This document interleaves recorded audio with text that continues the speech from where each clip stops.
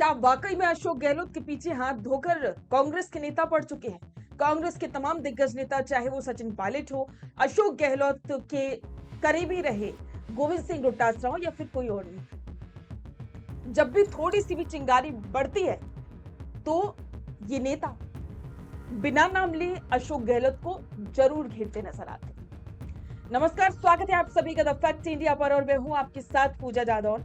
एक बार फिर से अशोक गहलोत को कटघरे में खड़ा किया है और वो सचिन पायलट ने नहीं बल्कि प्रदेश अध्यक्ष गोविंद सिंह डोटासरा ने। वजह आपको बताते हैं। वजह यह है कि कुछ नेता अशोक गहलोत से उनके आवास पर मिलने पहुंचे और चौथी बार अशोक गहलोत के नारे लगा दिए, यानी कि मुख्यमंत्री बनने के।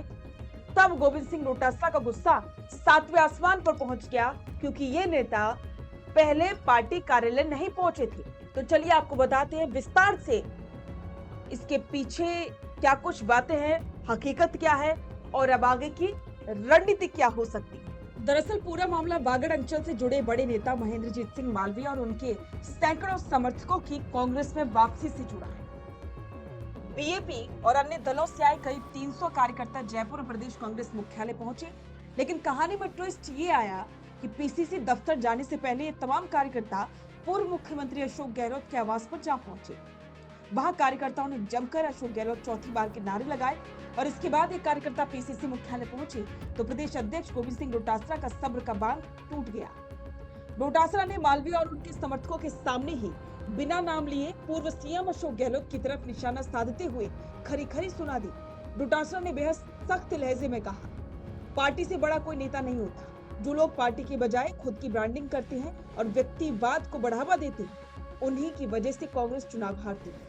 व्यक्तिवाद का नुकसान ही पार्टी ने झेला है कि राजस्थान में एक बार सरकार आती है और फिर चली जाती है। डोटासरा यही नहीं रुके, उन्होंने तीखे सवाल खड़े करते हुए कहा कि कार्यकर्ताओं को सोचना चाहिए कि पहले कहां जाना चाहिए, पार्टी दफ्तर या किसी नेता के घर।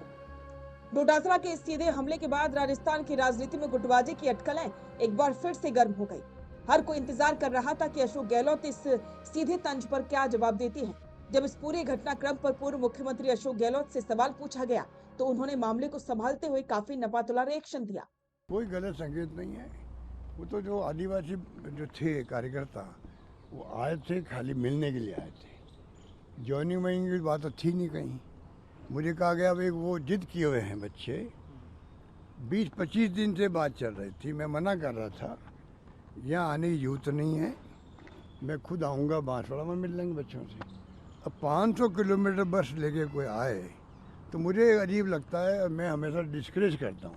कल की बात छोड़ दीजिए, जब कभी कोई मुझसे मिलने की बात करते हैं तो मैं मना करता हूँ, इतनी दूर से क्यों आ रहे हो, मैं टूर प्रोग्राम बनाऊँगा, वहीं मिल लेंगे अपन लोग। पर इन लोगों ने जिद पकड़ ली कि नहीं मुझे तो हमें तो मिलना ही है।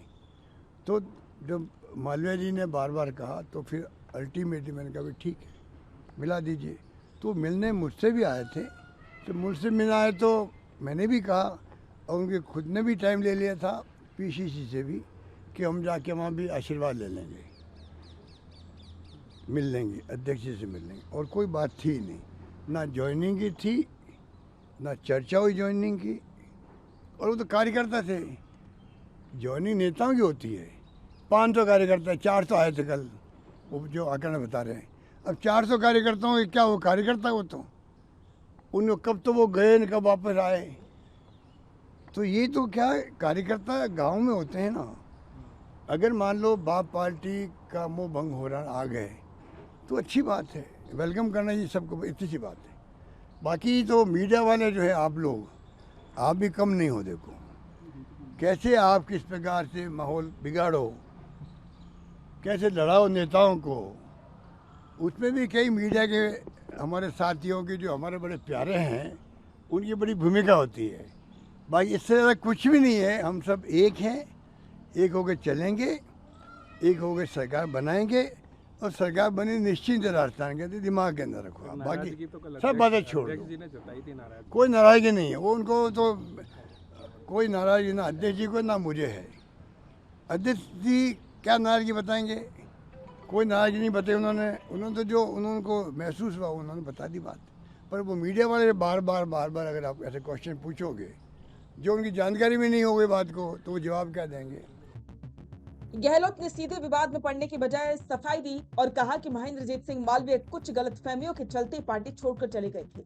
अब जब उनकी वापसी हुई है तो वागड़ के कार्यकर्ताओं की भी इच्छा थी कि वे वापस कांग्रेस परिवार में आए और अपनी बात रखें। गहलोत ने डोटासरा के तीखे बयानों का सीधा टकराव टालते हुए कार्यकर्ताओं के उत्साह और पार्टी में वापसी की बात पर ही जोर दिया।